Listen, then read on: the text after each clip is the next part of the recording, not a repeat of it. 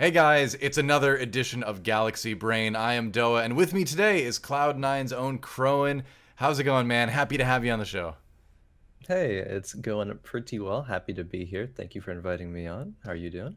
I'm doing pretty good. Yeah, getting to do another episode is awesome, and especially with someone that I've actually casted TFT with before. We did a charity event a few weeks ago, and since then, I'm mostly familiar with watching your games, but it's been fun to actually cast as well with you, because I'm excited to have you on the show because you have a lot of great insight about the game, and you're very good at communicating that as well. Yeah, hopefully I can do that some more here today, communicate that insight. Cool. All right. So just coming off a Giant Slayer series day yesterday that went extremely well for you. Any quick thoughts on that one? Yeah, I mean, I think I played overall. This patch for me a little bit has been, up and down. There's comps that, I'm like, okay, these are just objectively good, but, the meta's a little bit, I don't know, it just feels a little bit still for me right now. So Hmm. there's a little bit of feelings there. I'm excited to get to the new mid set kind of changes, but still doing okay for now, I guess, getting second place yesterday overall. Yeah, I mean it's a good start, and it's kind of GSS is kind of interesting in that it's a tournament where you'll have to like still be good at this while at the same time getting ready for the mid set patch. Like I don't envy the pros right now because that is a lot to sort of like grasp. Not only staying on the top of your game on the live patch, but also getting ready for the mid set as well. I guess I'll ask you about that really quick then too. Like how do you prepare for something like that? Yeah, I mean, I suppose I should dedicate a little bit of time to playing PBE. I've mostly been playing live just because, have 2 weeks of tournament, 2 weeks of GSS on this live patch before all the mid set stuff. But that Hmm. third week will be played on that set. So adjusting to that, probably players will have to find, myself included, some time to at least get, somewhat familiar, somewhat used to it. I know Yeah. there's players who are grinding the PBE like every day in preparation for it, but can't quite do all that. So I guess it's just finding a good enough balance there. All right, cool. So let's talk a little bit about you and your gaming history. TFT is not your first game professionally, but before we get into that, I like to ask everyone I bring on the show, like, where does your name come from? Where does the gamer ID originate? My gamer ID originates from back in the day. I started playing World of Warcraft on a trial account, and I just hit random until I found one I liked, and that's where Khroen is So from. wait, so your ID is literally just one of the randomly generated WoW names? Yeah, it might have been changed by like one letter, 2 letters or something, but it was like pretty much just the random name. I was like, oh, okay, I like that. And it was a Night Elf warrior in World of Nice. Warcraft. Well, that's simple. Yeah, I Yeah. like it. Simple. Don't have to worry about it. That's cool. It's a cool name too. It worked out. But let's talk Yeah, about your past a little bit before we get into the games. So, sure. like I mentioned, this is not your first professional game, is it? No, it's not. I played Heroes of the Storm professionally for like 3, 4 years. And what was the role you played in that game?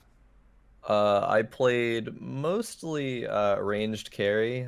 For a time, I'd swapped it up and played a little bit of other stuff, but primarily just ranged carry. So like things like Li Ming, Hanzo, and like Tracer are Oh like yeah, three heroes that I was pretty well known for. cool. I was a big Kel'Thas player when I played a lot. Okay, Yeah, yeah, I I played casted some of it him once too. or twice in Korea when someone was sick because I played it a lot for fun. Obviously, I did a lot more LOL, but like, it was fun to fill in it once in a while on that game. It was cool. It was fighting from second one, which is what I really liked about it. You know.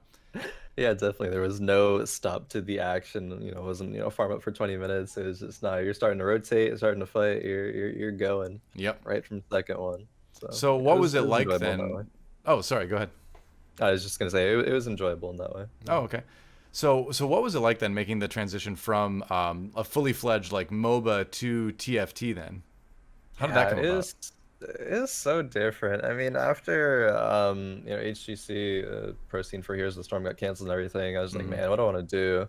And I played League for a while, but I kind of like got bored of it. Not like nothing really like interested me. But then finally, Dota Auto Chess came out, and I Hmm. had a lot of fun with that during towards the beginning of it. Maybe played for like 2, 3 months of it, and eventually I kind of got bored of that too. But then when Riot announced Teamfight Tactics, I was like, okay, I was good at and I enjoyed Dota Auto Chess, and this is a big opportunity for big company, Riot, obviously Yeah. making making TFT, I was like, all right, I'm gonna go for this, try to give it my all. Like I very much had the hunger and had the drive to want to compete because even before the HT was canceled, I was considering not like retiring, but taking a break at least because there was a little part of me that was like a little burnt out. But I Okay. really wanted another year to just try to just see how far I can go because I had finally like made it to Worlds and barely just missed out on like getting top four. But I Hmm. think that if my team had another year, they would have done really well. So I just still very much like wrestled with myself to be able to have that perseverance, I guess, to just like keep going. And so Yeah. when it got canceled, that was like kind of taken away from me. So I felt as though and still feel like I had to find somewhere else to kind of let that drive go. And now in TFT, I guess, is where I'm sort of turning that direction, turning that passion and those efforts to. And the transition has been a little interesting. I mean, TFT very different than a MOBA. It's Yeah. a solo Seriously. player game. It's a lot harder to recognize like what you should have done better and mistakes and stuff because with a MOBA, you go over your scrims, go over your games that you have four other people that are like, yeah, we probably objectively could have done this and this different. Hmm. But in TFT, it's like, man, like every single turn, even if you miss position by like a little bit, it's always like what could how could that have gone if I positioned one over here or if I had taken this direction. So this path, there's just so many other variables Right. that always like kind of keep me guessing, and I oftentimes just like don't know what else I could have done, and that's a little bit frustrating coming from a background where like it's pretty objective to look at what you could have improved on. Did you ever play StarCraft back in the day? I did. I played a little bit of StarCraft. I wasn't like amazing at it. Got to maybe like Diamond, but Okay. I Oh, you played still decent have to amount be of pretty StarCraft. decent to Yeah. get to Diamond in SC2. But so I feel like I see a lot of parallels between TFT and StarCraft in that you have to be knowledgeable of a lot of different builds.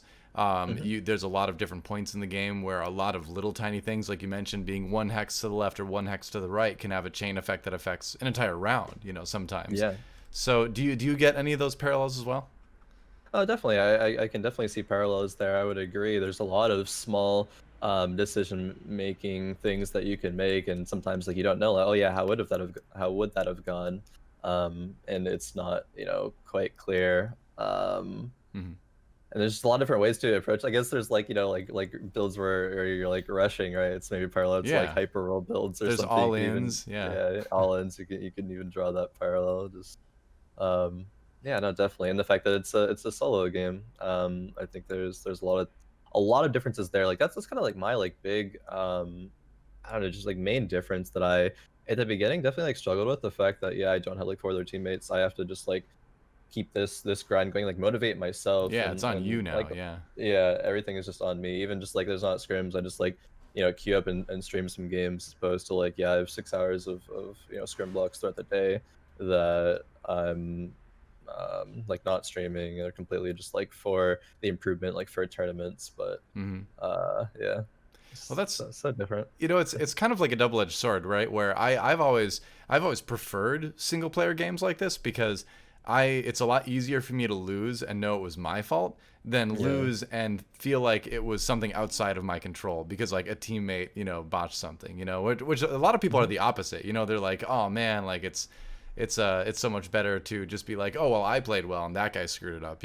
But for me, Yeah. it's like that frustrates me even more. Like, what do you think? Is losing a team game more frustrating or losing a single solo game more frustrating?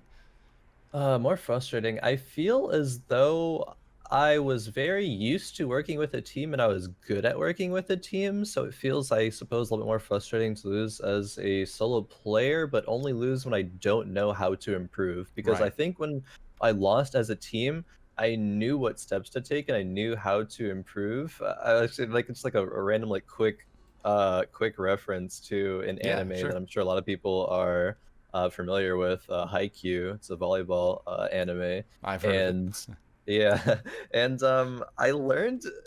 It was strangely enough like I learned like a lesson from that, which is basically like utilizing every player's strength, because like not every player is going to like approach a game the same way, and either you can be stubborn and be like, no, we have to approach the game like this way as a team, or you can utilize that individual person's strengths and what they bring to the table. And I think I was really good at recognizing that and kind of letting that influence style of play. Like even if it's an unorthodox style of play, like that works sometimes in games if you're if people are good at it. And so I think sure.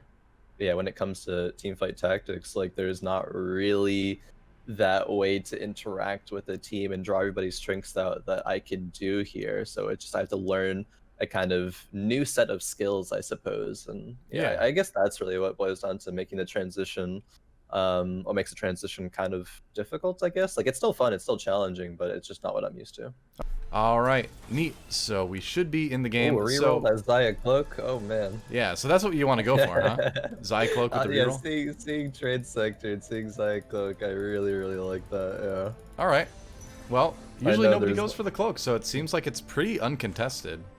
Yeah, I mean, this might come back to bite you, but I'm just so tempted by it. So you're saying we're playing Shredder, basically? Kind of. We're gonna try. Half committed. We're committed. To Shredder. So do you commit to something that early? Like that's because like we found a Zaya with a cloak on a reroll Galaxy. Are you really saying I'm playing Shredder this game? So you don't have to make that 100% commitment here.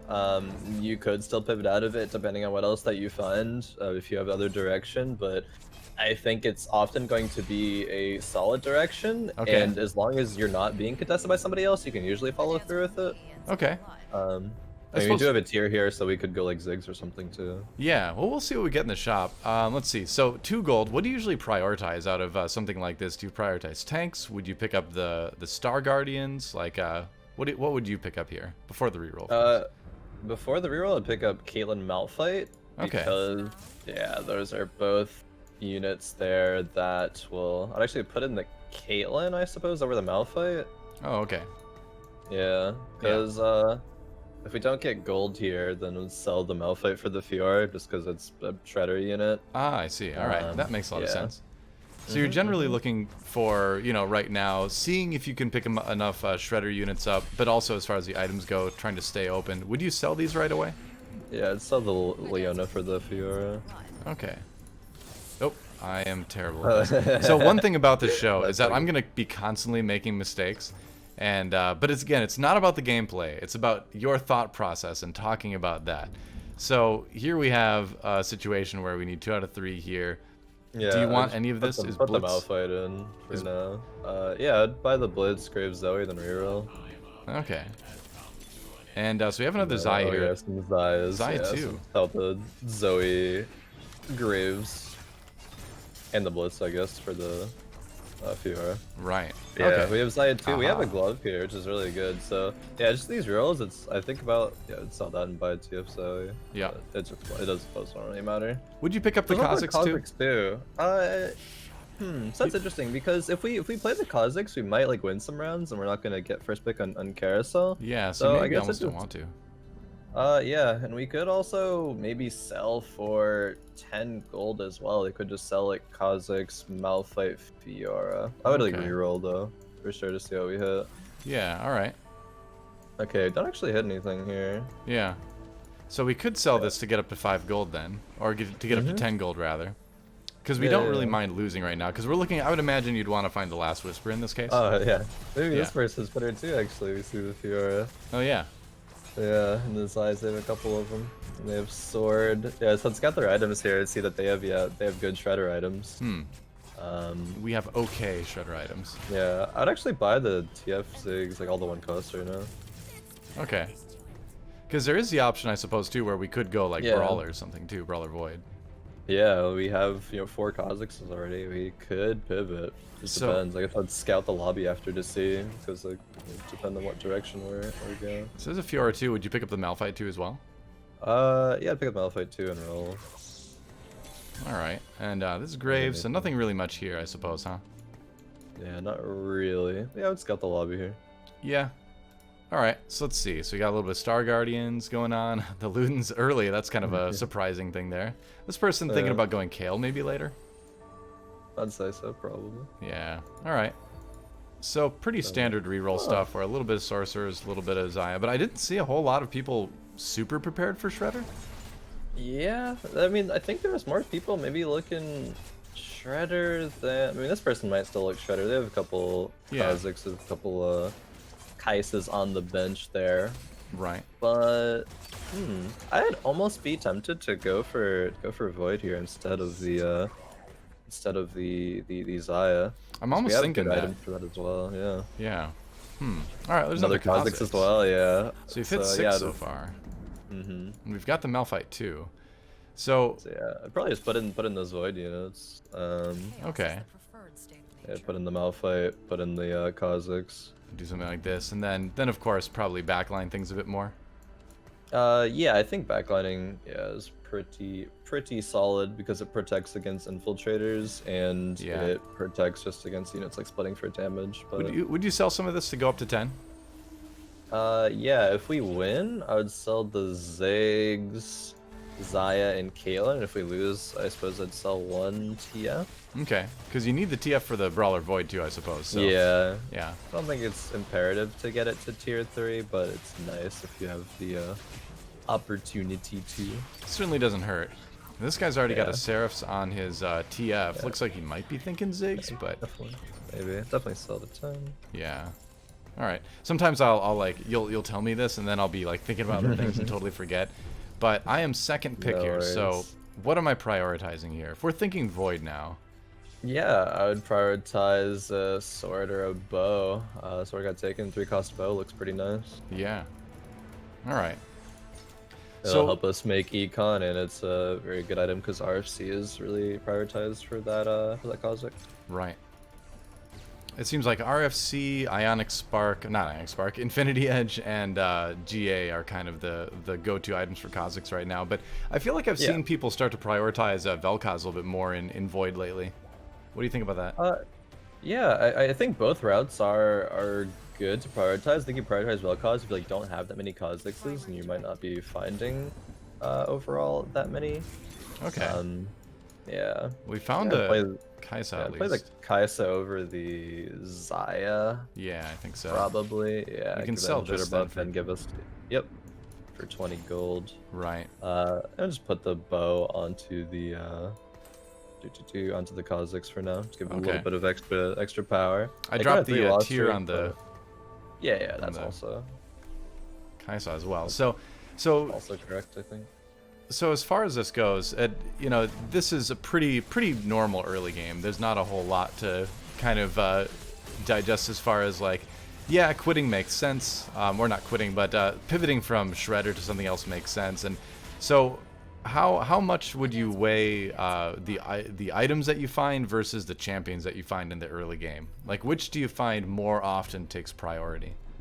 Oftentimes like champions, like if you have, you know, like 6 Kazakhs and your items are like okay for it, I would generally still go for it. And you can, I mean, you're gonna need items for like everything. You're gonna need AP items for Vel'Koz, you're gonna need AD items for the Kazakhs. I mean, if you have like just a bunch of belts and cloaks, maybe it gets a little bit awkward there, but generally not going to be the case. Would you possibly sell a Malphite here to make gold? I would sell the Fiora to make gold. We're already on a already on a loss streak, yeah, so it's okay if we lose.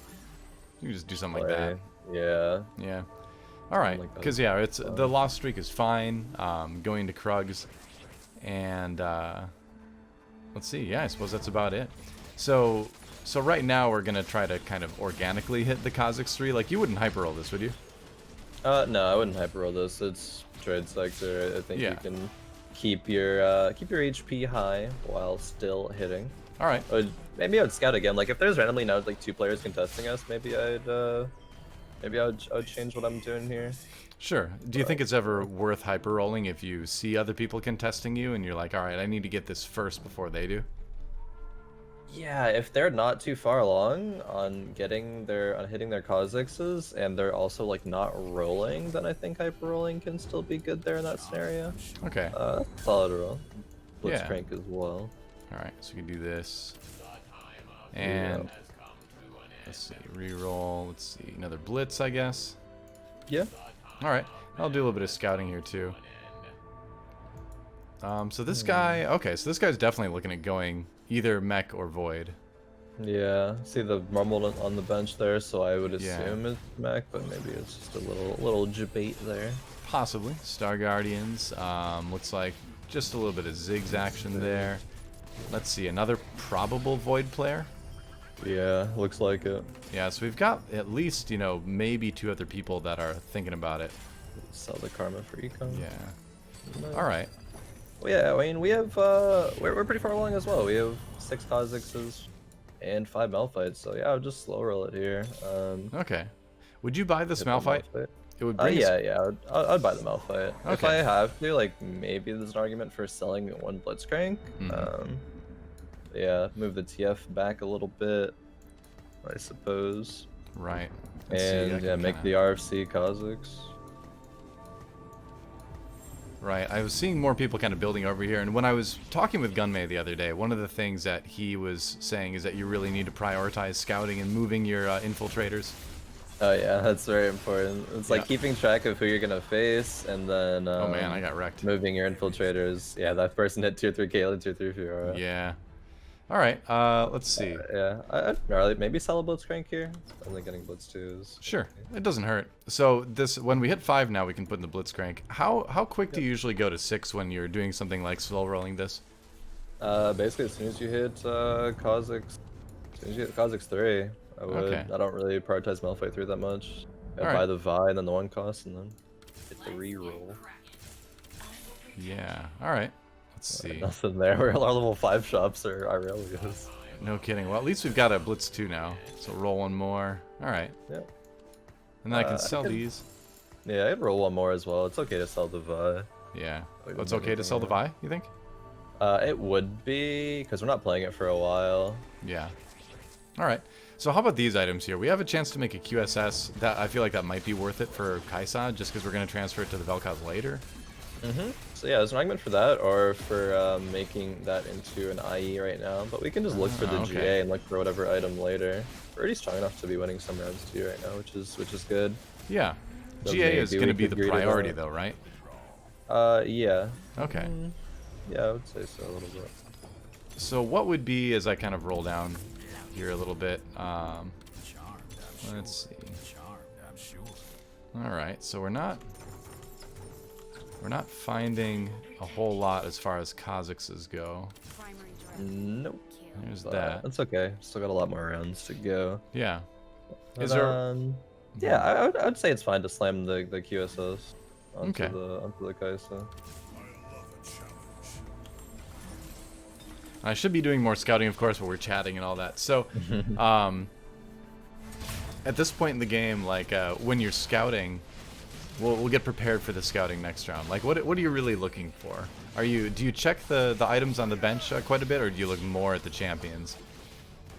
Right now, for like this, I think it's a little bit more about just positioning, because you want to be able to win as many rounds as possible. So just, you know, with the formula of matchmaking, you should be able to know the 3 people you could face, and seeing, you know, if 2 people on left side, 1 person's on the right side, then Yeah. yeah, maybe I should put my, you know, Oh, it's Vel'Koz. left side. Yeah, Vel'Koz, but it has Probably with a sword, right? yeah, I would GA. go for the sword. It's only a 1 cost, but Yeah. I mean, there's an argument for her taking the Vel'Koz there with the glove, because you still want glove as well. You could make like a jeweled gauntlet with that, I guess. Yeah, Like it was okay, I wouldn't suppose. have been but- bad actually. The more the more I'm thinking about it, the more I like it. Like I'm so we're so conditioned, right, to not think about the unit as much as the item. And like GA is a priority on Kha'Zix, but again, like we just said like minutes ago, that Vel'Koz is kind of gaining popularity again as well as sort of like the main carry. But Yeah. it is what it is, I suppose. All right, let's do that. Hey, Kaza. Oh, Another one. oh, should I keep rolling here?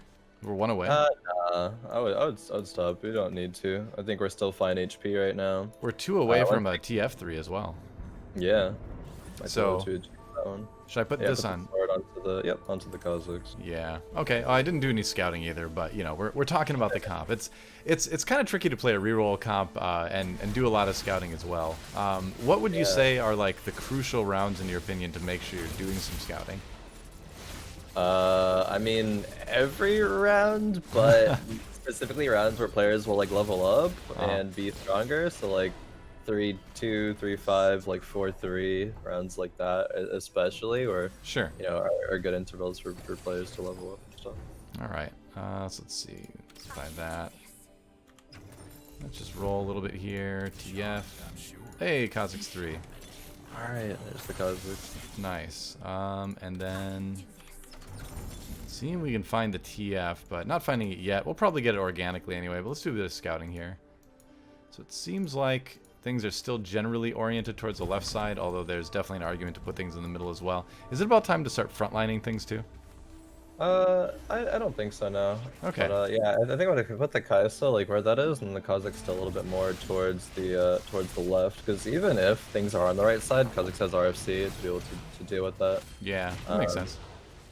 Yeah. I think it's gonna be okay here. Get really good ISO from that Kha'Zix. Nice. All right. Yeah, So I think we can start pushing levels here, and hopefully just hit the TF naturally. Okay. We'll see if we do. We have a lot of opportunities to find it. There's a Kaisat 2. That's kind of nice. Yeah. All right, so you would just level to 6 here, huh? Yep. Oh, right. maybe. Yeah. I mean, that's just fine too. Sure.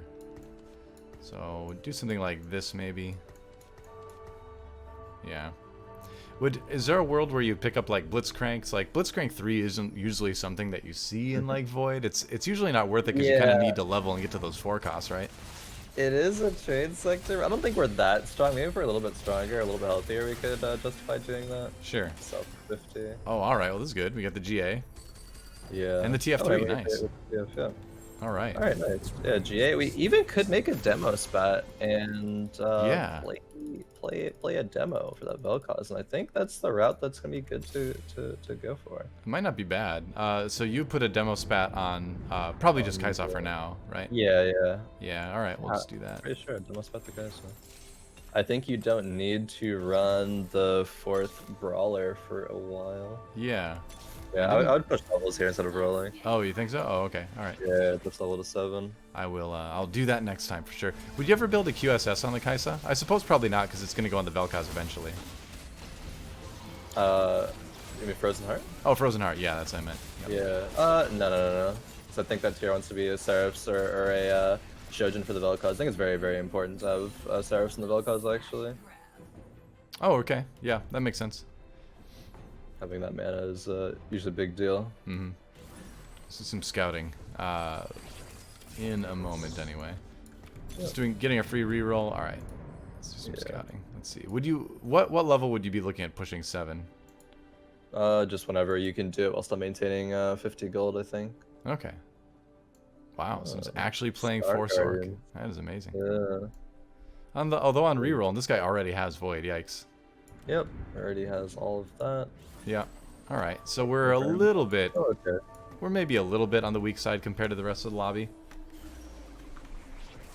It's okay though. With good positioning, you can make up, being a little bit weaker by just jumping on their carries. Like we're gonna jump towards the Jinx here, and she's gonna get taken out pretty quickly. Which is why scouting is just so important because you can turn fights that are like pretty doomed into wins. Yeah. Well, ideally, we'll find like a demo pretty soon to get a benefit from that Demolitionist spat. Because, right, I think I've seen people doing that a little bit more where you aren't really prioritizing 4 brawlers in this build and instead fitting in, other little things, little synergies that kind of help out from time to time. Yeah, definitely. And demo is a big help, like Vel'Koz stunning the whole board. Yeah, oh, there's Rumble. All right. Yeah, Rumble, and there's Malphite as well. Yeah, sweet. All right. Yeah. Reroll. Yeah, and then start leveling. Yeah, I could probably level up after Carousel.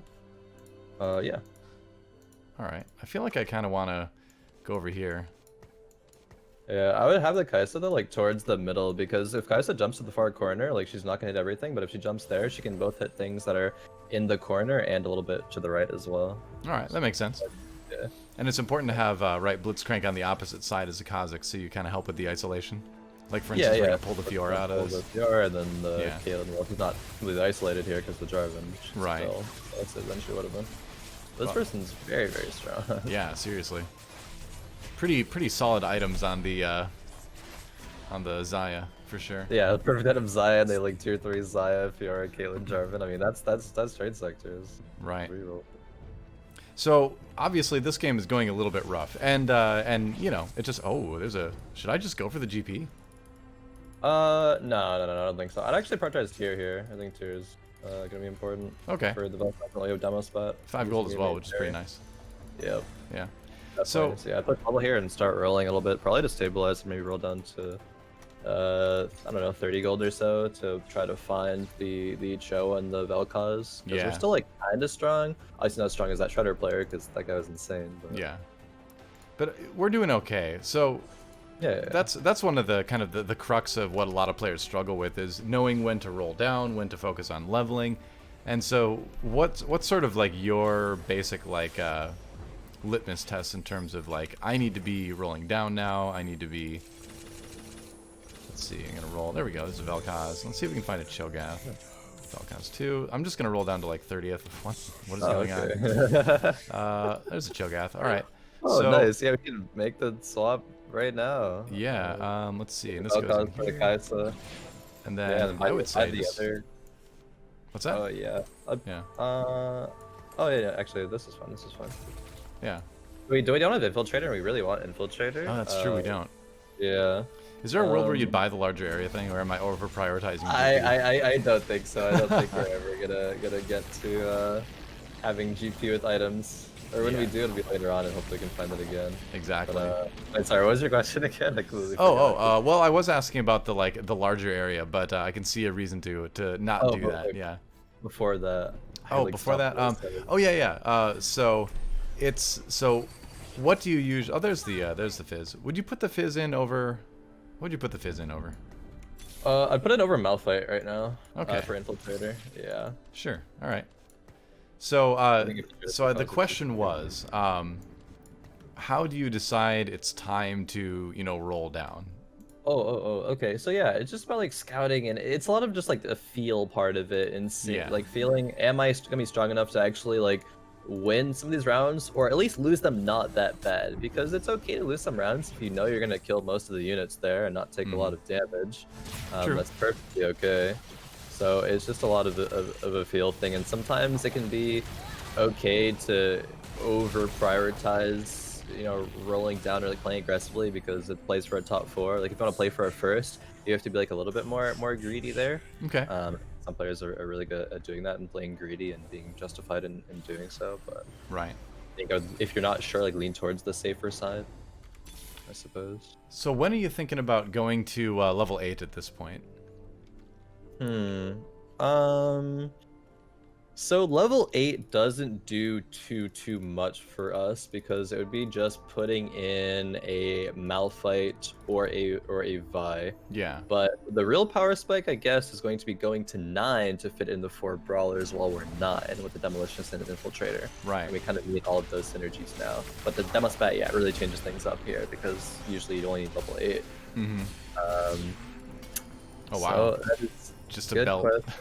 Yeah, I mean, let's never make red buff on not the Kha'Zix, basically. That's about it. Maybe make it on GP just to give him a little bit more hit Yeah, points. A little more HP, maybe. Yeah, I think that's a good idea. Maybe he ultis because of it. It feels so wrong. So you're saving right now, basically. You're scouting and you're saving in this situation. Yes. Let's see. So it seems like a lot of people are still orienting their carries more towards the left side here. So I think I want to do something like that, just kind of slightly orient my infiltrators over there as well.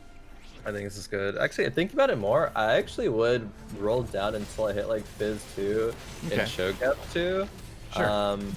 And doing that wise, like if we're pushing levels, we're gonna use all of our gold to level and not really have any good units to put in. That's a good point. If we finally get now and then push the levels, then we're going to be strong when we actually are pushing the levels, not just put in like a Malphite 2 and never find, Malphite 3. Yeah, I think level 9.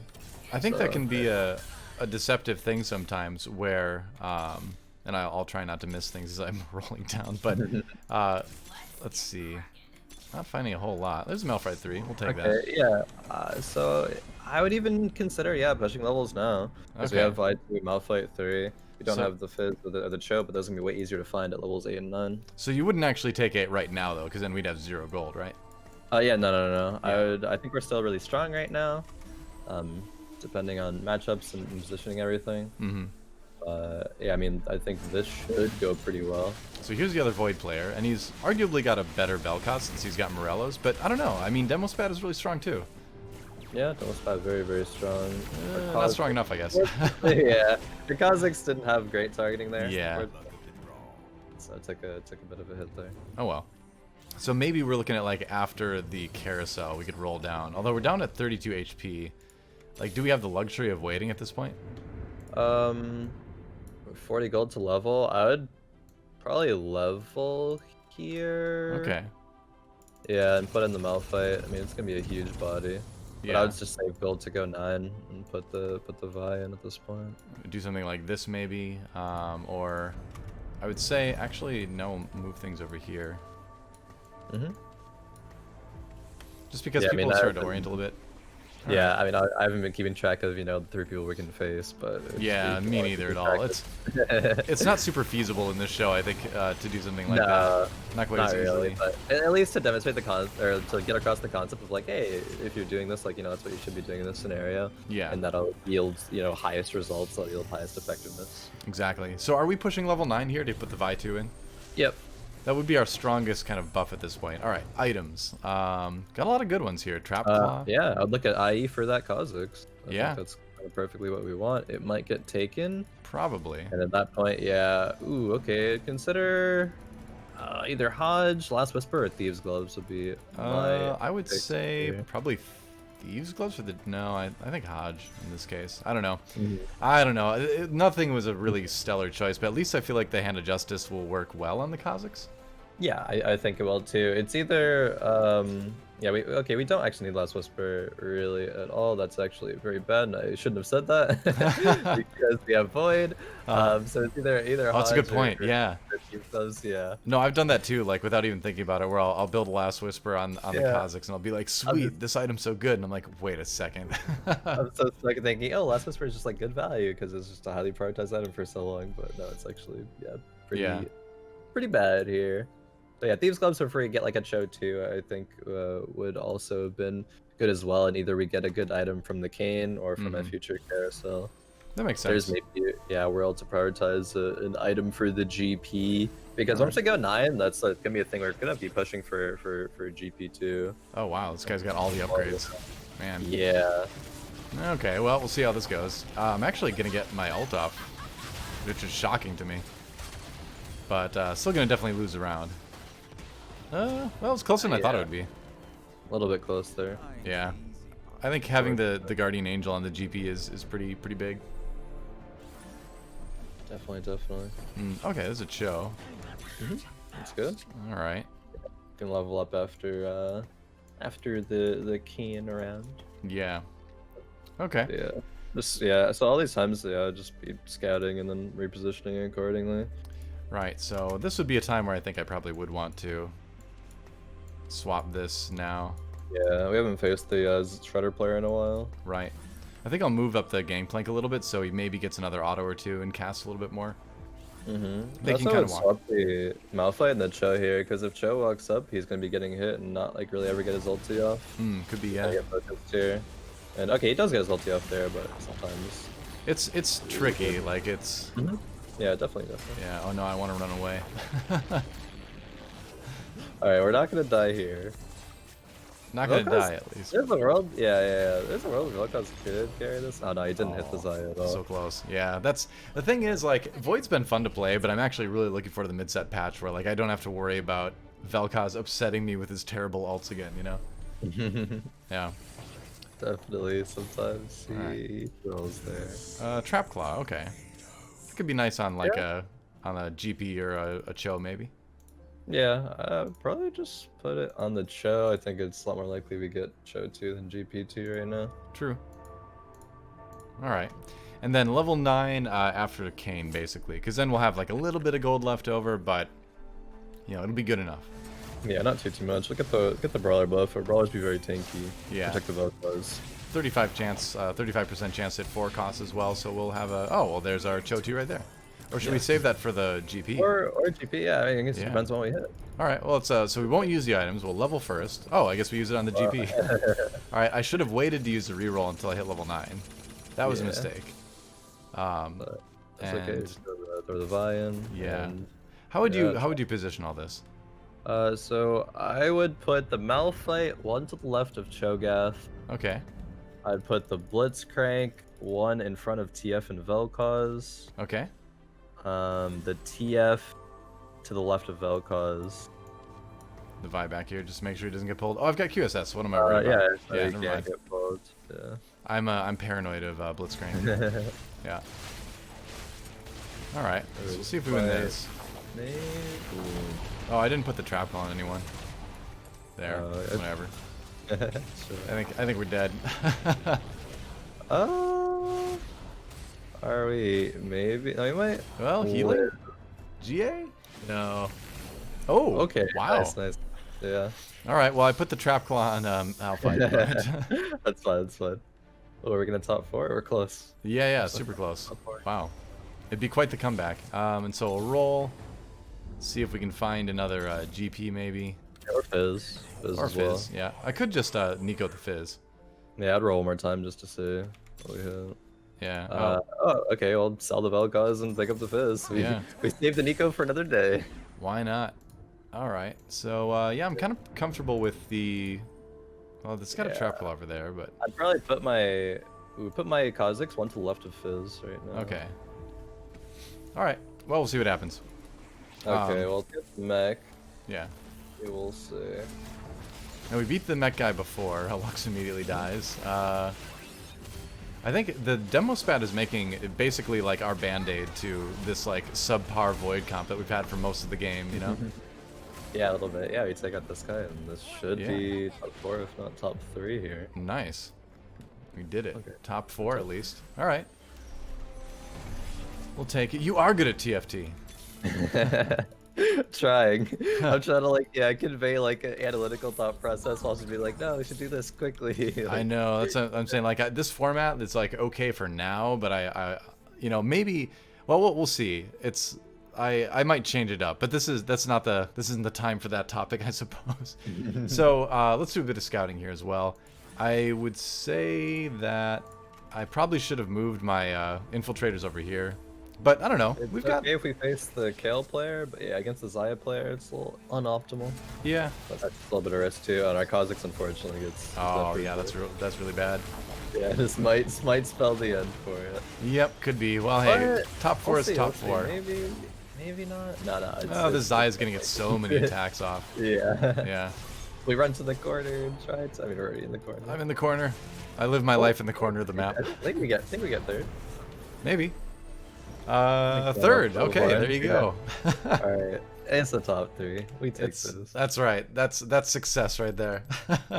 All right. So, obviously, like gameplay aside, because again, I say it every episode, it's not about the gameplay, but what would you say for players who are wanting to improve in TFT? What is the major sort of lesson that you can take from that game in particular?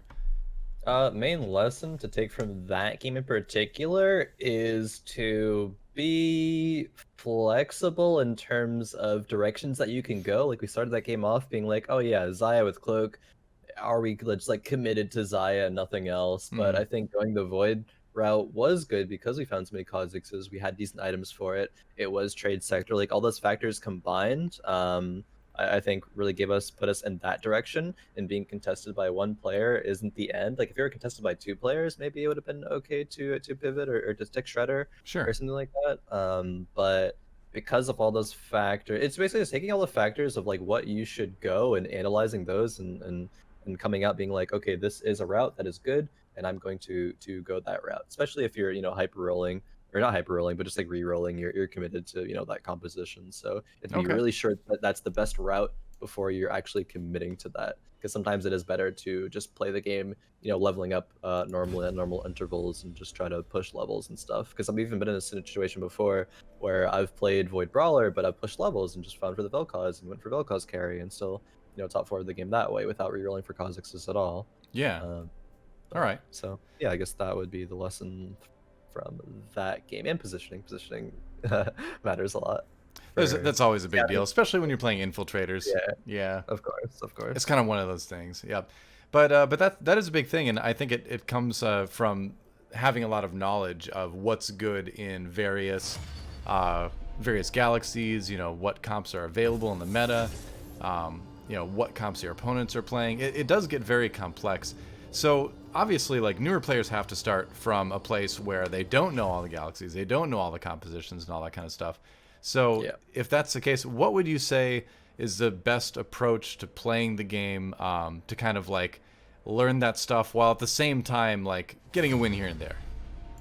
Yeah, I mean, so I think the best approach to like learning the game is actually just kind of like hard focusing on playing like one or two comps, because while you're not going to learn like all of the comps and all of the meta, you're going to see how that comp fares against other meta comps and how to play that style. So you Mm-hmm. can climb a little bit that way, get into a little bit of higher rating, higher elo, and you'll generally just like get a better understanding of the game that way, and then you can start branching out to other things. But I think it's a very good starting point is to start just focusing on things. But yeah, focusing on just like a couple specific styles of play or a couple specific comps that if you happen to like go out of the way and like look those up or like that. Okay, But that yeah, makes sense. that would be my advice. So You when can you learn see treasure the trove specific pop up like abilities. this, what are you looking for? Oh boy, sword probably. Well, guys, we had a bit of a bug on my end. For some reason, my recording software kind of like crapped out at the beginning of the second game, so we didn't get any of that. But at least we got one game with Khroen, and in our second game, we can kind of talk about it a little bit for the people that didn't see it. So we ended up playing Kale, but we ran into a situation where we were just not finding the Kales. We weren't finding a lot of units. It was a treasure trove, so we had a lot of items, but not a lot of places to put them. So I guess that's a good topic of conversation in that sometimes you have the game like tell you a direction to go, basically, where it's like, here's all the perfect items for this comp and it's going to be great. And in this case, we got that for Kale. But then when it came down to it, we got to like level 6, level 7ish, and we just weren't hitting what we needed to hit. So like, what's your approach when you run into situations like that where you feel like the game leads you one way, but then it gets you to that point where you think it's really good and then it immediately stops supporting you? Yeah, which I mean, it does happen sometimes. I mean, there are ways to mitigate it by just kind of like playing, or some, you can play your strongest board early, and then you can even just play a bit more aggressively in terms of rolling. Like, say, once we hit like level 7 there, we had a lot of gold, could have rolled very aggressively for a kill, and probably, likely would have hit at least one from that point, Hmm. and then would have hit other good frontliners, maybe like like Wukong, like Shen 2, Cast into like those sort of upgrades Yeah. to stabilize. So we could have econ back up and then gone to 8 and then like found or even found kill 2 on 7. But it's just, if you're a little bit weak, I think it just goes back to the point of knowing when to spend your gold and for what to spend that gold on. Hmm. Be it to push levels because you still have a strong board and you can greed that out, or to aggressively spend to both preserve HP and to just find the kills before other players do and things like that. Okay. So in the TFT community, you hear a lot about playing for first or playing for fourth or playing for sixth. What are your thoughts on that? Because I hear some people say like, oh no, you just always play for first. Like you always like do whatever you can to get the highest rank possible. But there are times where that just doesn't seem feasible. So when do you sort of what are sort of the decision points that you go through that make you decide I'm gonna play for X rank in this lobby? Yeah, like I was starting out every game, it's like, yeah, this could be, I could be at first place this game. But at a certain point, if you're a little bit behind, like say you had a bad early game Hmm. and you don't have a lot of HP, you're just like, okay, I'm gonna go to level, 7, level 8 here. I'm just gonna roll it all down and we're playing for fourth. Where obviously we're gonna spend all of our econ to hopefully get stronger and we're going to get outscaled. You're Hmm. kind of making that decision to yourself, but we'll preserve HP enough right now to whereas other players will bleed out before us, and hopefully we get fourth. Like we're happy with the fourth. Sometimes even being happy with the fifth is like the point where you have to be at. Like you'll still lose Yeah. LP, but you won't lose as much. It depends on just like how doomed the game goes, like how unkind the rolls are to you. Maybe your early game wasn't bad. Maybe you had like a little bit of like bad positioning. You get punished, and you're like, okay, now I have to, because of that, have to play for perhaps a sub-optimal placement Mhm. to save some LP. Okay. So kind of shifting gears a little bit with this. So this is a question I ask all the pros that come on the show. Um, what would you say defines your style of TFT? Like if you know, if someone was talking about C9 Khroen and they were like, "Oh man, yeah, he's known for X." Like what do you see as your style? In terms of gameplay, my style, I mean, I pretty much have always been a player that just kind of like play just specifically like what's I don't know what's meta. It is very. I mean, obviously, like everyone plays meta, right? But it is Sure. very patch dependent. Some patches I will feel more comfortable. I think overall I feel more comfortable with playing the game in a very flexible style if it is the meta that supports being flexible. So just kind of leveling up metas that you're able to go fast 8 without worrying about your HP, Hmm. and kind of just like play what you hit. Playing early game well enough to play your strongest board to just be in a solid spot. Roll it down, and whatever you hit, you hit. I think in that sort of style of play is what I would excel in. I would say, yeah. Okay. Yeah, and I think if you watch a lot of your games in the past, that's kind of the case. And it's funny that the last game was a Kale game because I feel like Kale comps are one of the compositions that is really fluid compared Mhm. to a lot of the other comps where you do have the ability to change synergies around. And do you feel like that's kind of why you're drawn to that a little bit, just because it is a bit more flexible in terms of execution? Yeah, I think so. It's not You're not like tunneled into, okay, I need exactly this, this, and this, Yeah. or or it's doomed. It's okay.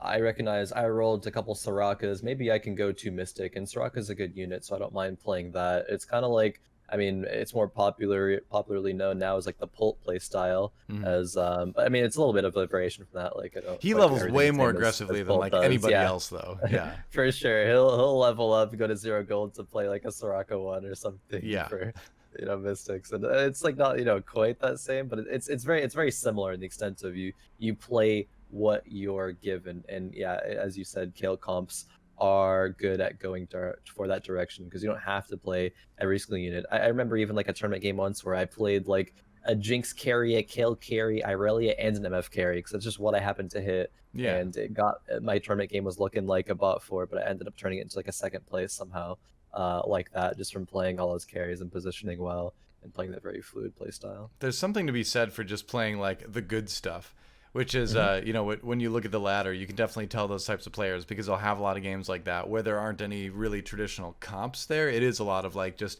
hey, this guy had a MF2, Aurelia 2, Kale 2, you know, Jinx 2, and he had items, a couple items for each of them. And how important do you think is positioning if you're going to play that style? Because it seems like that's also something where suddenly positioning gets really vital if you don't have a traditional comp. If the positioning isn't established for that, you need to be much more adaptive, I would imagine. Oh yeah, it just you need to be constantly on top of scouting. I mean, like, okay, my Kale carry can be in the back corner here because she has like QSS and won't get pulled and she's protected here, but maybe Jinx is like at that little like top right corner and with like a Blitzcrank in front of her, so she'll get a reset and be protected from infiltrators that'll jump behind her or something like that. You just need to be, yeah, on top of like how you can position and how the fights will go accordingly, I suppose. I mean, it's a very general statement, but Mm-hmm. positioning matters a lot for things like that. If you have multiple threats, multiple carries, you want to get the most out of all of them. You don't just want to like sacrifice one for nothing. That makes sense. All right. Well, I think we're gonna wrap it up here. So, closing thoughts. Let's actually. I'll ask you one more question really quick before that, though. Obviously, the PBE patch has hit. The mid set patch is approaching. Anything that jumps out at you? Anything you're particularly excited about? Particularly worried about? Like in the little bit of PBE that you've played so far, what stands out to you?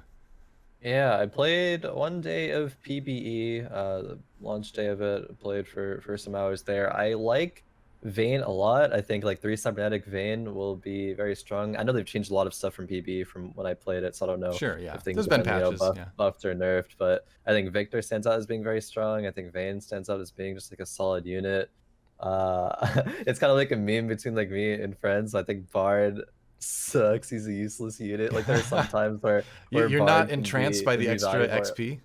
No, you're just playing it that doesn't do anything. But I mean, there's sometimes sure where you can maybe like slam a Shojin Bard early game and it can get you some XP and yada yada. That's like good, but I just like don't like Bard. All right. But yeah, there's a couple of units I'd say like Vayne and Victor, probably ones that I'm looking forward to trying to make work in kind of fluid comps. I guess it goes back to my style of play, and I think there'll be units that are good for that style of play. Yeah, it seems like the new synergies that are coming out, like Battlecast especially, is something where you can just work that in a little bit in other comps because the hero strength trends towards being a bit stronger, and just the buff is just good in small amounts, it seems like. Yeah, I would say so. Exactly that. All right, cool. Well, now we'll move on to closing out the show, closing thoughts. So, what would I guess I'll leave the floor up to you. Is there anything that you want to talk about as far as like TFT the game? Any just general broad advice for people that want to improve? Go for it.